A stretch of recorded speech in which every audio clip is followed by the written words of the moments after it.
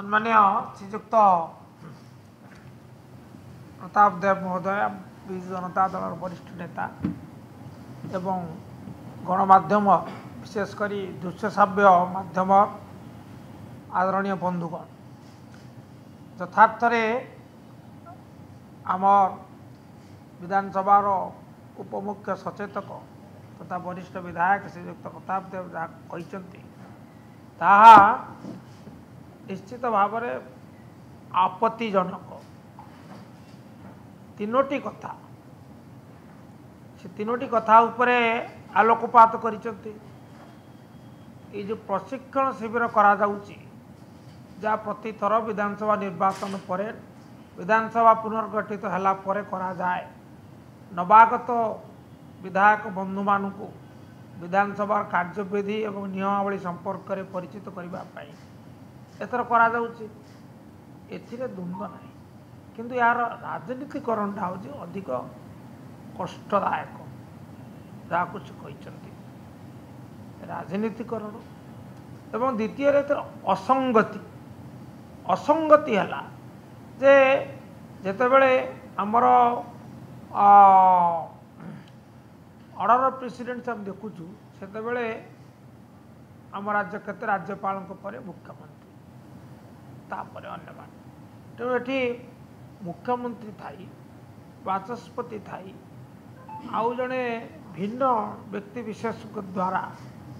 उद्घाटित करने समीचीन बोली आम विचार करूना एवं पुणी उद्यापनी क्षेत्र में अनुरूप तेणु ये केवल राजनीतिकरण नुहे ये कार्यक्रम प्रशिक्षण कार्यक्रम ये अनेक असंगतिर दृष्टांत रखुची ये आपत्तिजनक एवं तृतीय कथा हूँ विरोधी दलर नेता गृहर नेता तापर विरोधी दल नेता गृह कहले मुख्यतः प्रथम बाचस्पति तापर गृहर नेता तापर विरोधी दल नेता तेणु ये कार्यक्रम विरोधी दल नेता यथोचित मर्यादा दि जाए ना ये आहरी अधिक दुखदायक तेणु आम तार बीजेडी तार प्रतिवाद करुचे एवं ए विषय आम अध्यक्ष महोदय एवं मुख्यमंत्री को ए विषय दृष्टि आकर्षण पूर्वक यार संशोधन दाबी कर आउ एक कथा सत्य होते सांघातिक गत काली इंडियन एक्सप्रेस रे गोटे खबर प्रसारित होती खबरटी है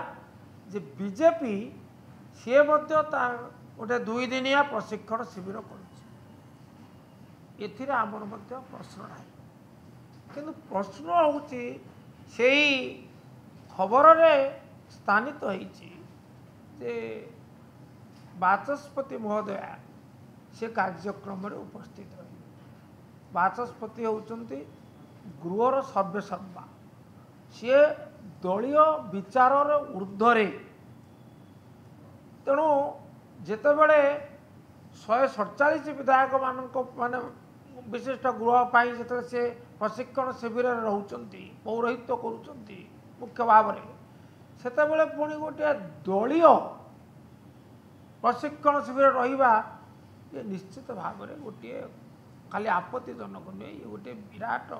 माने अभावनीय असंगति यदि यह सत्य होता है